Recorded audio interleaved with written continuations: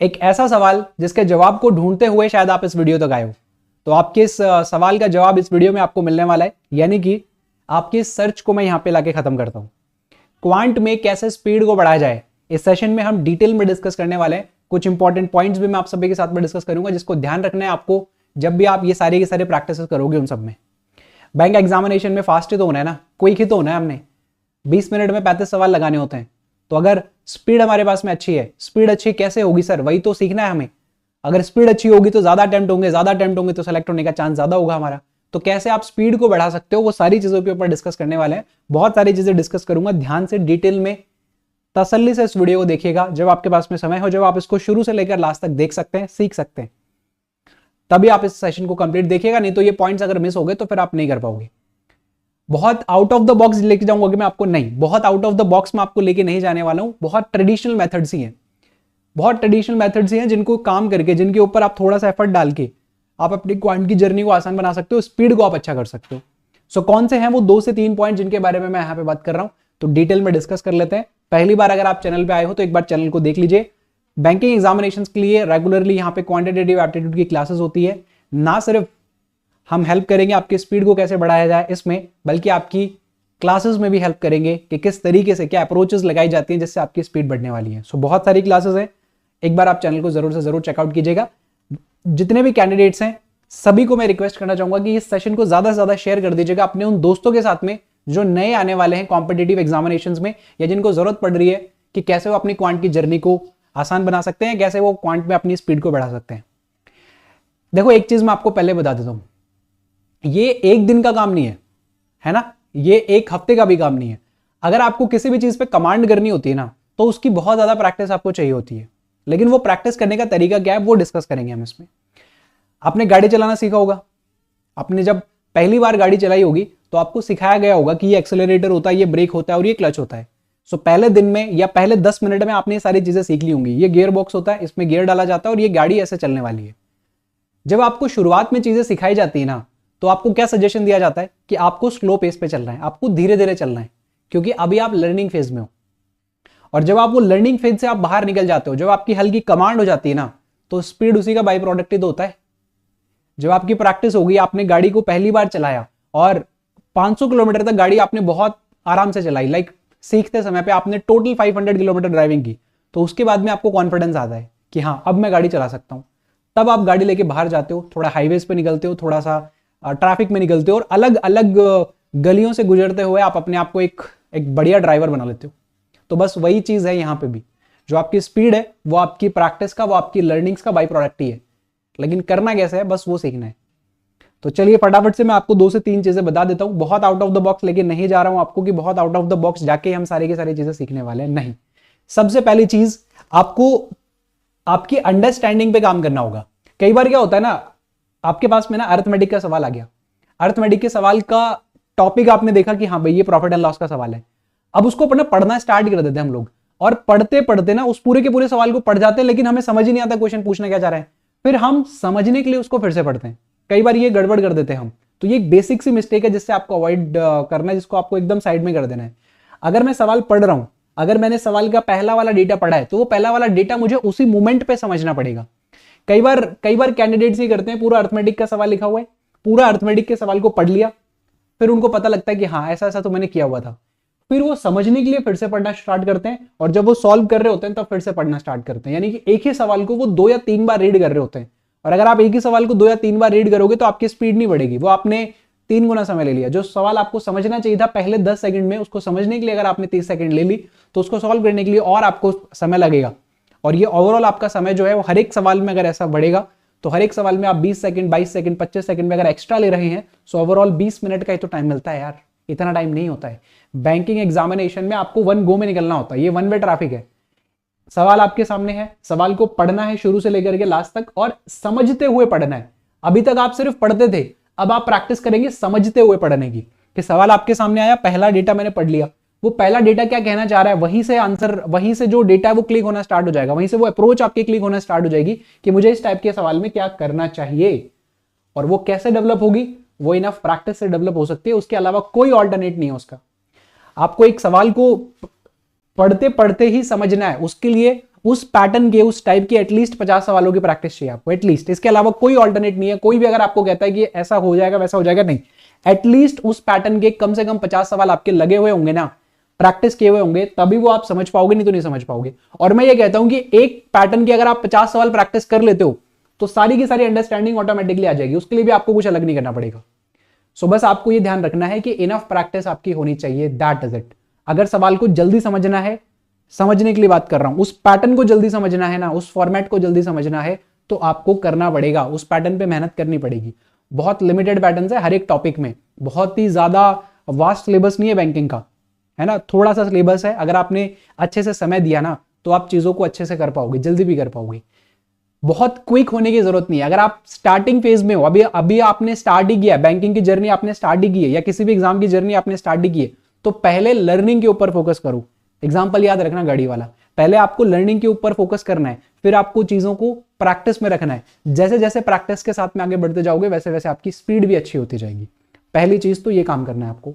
Second and important, किसी भी सवाल को समझ लिया आपने, अंडरस्टैंडिंग आपकी हो गई अच्छी, लेकिन उस सवाल को सॉल्व करने का तरीका, वो जो तरीका होगा ना, वो तरीका आपका समय बचाएगा। समय बचाने का इससे बेस्ट तरीका नहीं हो सकता कि आप उसको शॉर्ट से शॉर्ट मेथड में कर रहे हो। उसकी अप्रोचेस बेस्ट से बेस्ट है आपके पास में, क्योंकि नेक्स्ट जो आपका पॉइंट है ना, वो यही है, गेम ऑफ अप्रोच। आपने सवाल को देखा, आप कैसे अप्रोच करते हो इसके ऊपर, वो आपका समय बचाएगा। प्रैक्टिसेस कैसी करके गए हो आप, वो आपका समय बचाएगा। इस क्वेश्चन को देख के आपके दिमाग में क्या कॉन्सेप्ट क्लियर हुआ, क्या कॉन्सेप्ट क्लिक हुआ, कौन सा अप्रोच क्लिक हुआ, वो आपका समय बचाएगा। सो इन सारे के सारे कॉन्सेप्ट्स की इनफ प्रैक्टिस करनी पड़ेगी, ठीक है। इसके अलावा कोई ऑल्टरनेट नहीं है आपकी स्पीड बढ़ाने का, सिर्फ और सिर्फ आपकी प्रैक्टिस है, दैट इज इट। कितने भी सेशंस देख लेना, कितने भी वीडियोस देख लेना, खुद से जो हाथों से प्रैक्टिस करोगे ना, वही आपको स्पीड में अच्छा करेगी। इसके अलावा कोई और रास्ता नहीं है आपकी स्पीड जो आपको अच्छा करके देगा। अब ये सवाल में अप्रोच क्या होगी, इस सवाल की जो अप्रोच है ना, वो आपका समय बचाएगी। तो क्या अप्रोच होनी चाहिए जल्दी करने के लिए, 800 माइनस 600 प्लस 200 बचेगा। दिमाग में रखो, लिखना नहीं है। 34 53, 34 से 53 जाओगे तो 19 आप जाओगे, लेकिन क्योंकि 53 बड़ा है इसलिए माइनस का 19। सो 200 प्लस 19 माइनस 181, इन दोनों का डिफरेंस हो जाएगा। और ये मैं दावे से कह सकता हूं कि मैंने काफी सारे बच्चों से पहले कर लिया होगा। क्यों? क्योंकि मैंने अप्रोच एक अच्छे इस्तेमाल कर ली, उस अप्रोच की इनफ प्रैक्टिस कर ली, दैट इज इट। बस इसलिए मेरी स्पीड बढ़ गई, इसलिए मैं कम समय में सवाल को बना पाया। इसके अलावा कुछ नहीं है। सवाल को समझना है, लैंग्वेज को समझना है, इनफ प्रैक्टिस होगी, अपने आप समझ में आने लग जाएगा। अप्रोच बेटर कर ली, चीजें अपने आप आसान हो जाएंगी। 32.5% निकालना है आपको 180 का, बहुत मुश्किल है। तो मेरे सामने एक अप्रोच क्लिक हुई मेरे दिमाग में कि मैं 32.5 का डबल कर सकता हूं, वो होता है 65। और अगर मैं 180 का हाफ कर दूं तो वो होता है 90। तो ये अप्रोच मुझे पता थी, ये मैंने सीखी अप्रोच, मेरी क्लासेस करी मैंने, उन क्लासेस में मेरे टीचर ने मुझे सिखाया कि मैं यहां पे डबल और यहां पे हाफ कर सकता हूं। तो मैंने वो अप्रोच लगाई, और अप्रोच लगाते ही क्वेश्चन मेरे लिए थोड़ा सा आसान हो गया। मुझे क्या करना है, परसेंटेज हटा के 0, 0 से 0 कैंसिल, 65 को 9 से मुझे मल्टीप्लाई करना है और डिवाइड करना है 10 से। अब मेरा मल्टीप्लीकेशन वाला रूल भी काम आ जाएगा कि मैं कितना जल्दी मल्टीप्लाई कर सकता हूं। 650 माइनस 65, 585। सो 585 को अगर मैं 10 से डिवाइड करूंगा सो 58.5 आ जाएगा।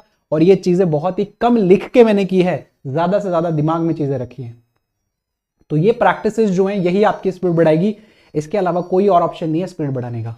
Third option, rule of multiplication, rule of addition, rule of subtraction, rule of divide, सारे के सारे डिविजिबिलिटी के रूल, सब कुछ आपको पढ़ना पड़ेगा, सारी की सारी टेक्निक्स आपको सीखनी पड़ेंगी। उसके बिना आपकी स्पीड अच्छी नहीं होगी। वो सारी की सारी टेक्निक का एक सेशन देख लिया आपने, क्या उससे स्पीड अच्छी हो जाएगी? नहीं होगी। आपको एटलीस्ट हर एक पैटर्न के 50 से 60 सवाल लगाने होंगे, तब जाके आपकी स्पीड अच्छी होगी, इसके अलावा नहीं होगी। तो तीसरा और सबसे इंपॉर्टेंट पॉइंट यही है आपका कि आपको बहुत ज्यादा कंसिस्टेंट रहना पड़ेगा। ये ऐसा नहीं है कि आपने एक सेशन देख लिया, आज प्रैक्टिस कर ली, थोड़ा आज अच्छा फील हुआ, फिर 3-4 दिन हमने प्रैक्टिस ही नहीं की, चलो अर्थमेटिक ही बनाएंगे या डीआईजी बनाएंगे हाई लेवल के, या हाई लेवल का हम आरसी सॉल्व करेंगे, हमारी स्पीड पे काम करना है, हम तो हाई लेवल का पजल बनाएंगे। छोटे जो बेसिक जो होता है, बेसिक जो आपको सीखना चाहिए, उसकी प्रैक्टिस अगर आप नहीं रखोगे, काम खराब हो जाएगा, स्पीड अच्छी नहीं होगी। सो डेली आपको एटलीस्ट 15 to 20 मिनट्स निकालने हैं आपके स्पीड मैथ्स के सेशन के लिए। ये लगातार प्रैक्टिस जब आप करोगे तो आपको रिजल्ट मिलेगा। 30 दिन ये प्रैक्टिस करके देख लो, रिजल्ट आपके हाथों में होगा। आप खुद से ही अपने आप को जब सेल्फ एनालिसिस करोगे ना खुद का, तो पहले से बहुत बेहतर आप पाओगे खुद को। अगर आप नहीं कर पा रहे हो तो ये सुविधा भी मैंने आपको दे दी है। रेगुलरली 20 मिनट्स का वन लाइनर्स हमारे चैनल के ऊपर होता है, इसका लिंक आपको डिस्क्रिप्शन बॉक्स में मिल जाएगा पूरे के पूरे प्लेलिस्ट का, तो आप यहां से भी प्रैक्टिस कर सकते हो। ध्यान रखना, प्रैक्टिस के अलावा और अच्छी अप्रोच के अलावा कोई तीसरा तरीका नहीं है जो आपकी स्पीड बढ़ा देगा। आपकी अप्रोच अच्छी करो और लगातार प्रैक्टिस करो, बस थोड़ा सा अंडरस्टैंडिंग पे काम करो। ये 2-3 चीजें आपको करनी है, इसके अलावा स्पीड बढ़ाने का कोई मेथड नहीं है। और ये सारी की सारी चीजें जो है ना, वो आपकी लर्निंग का, आपकी प्रैक्टिसेस का बाय प्रोडक्ट ही है। समझ गए? तो करना क्या है, पहले सीखना है, सारी की सारी चीजों को सीखना है। पूरा का पूरा एक सेशन है चैनल के ऊपर आपके स्पीड मैथ्स को लेकर के। जैसे ही आप इस चैनल पे आओगे तो आपको प्लेलिस्ट वाले सेक्शन में बिगिनर्स टू प्रो एक सीरीज मिलेगी, जिसमें 2 ही सेशन है फिलहाल, जिसमें 10 रूल्स ऑफ फास्ट कैलकुलेशन है। ये सारे के सारे रूल्स को आपको खत्म करना है। ये 10 रूल्स अगर आपने सीख लिए, कैलकुलेशन फास्ट करने से कोई रोक नहीं सकता, लेकिन इनफ प्रैक्टिस चाहिएगी। ठीक है?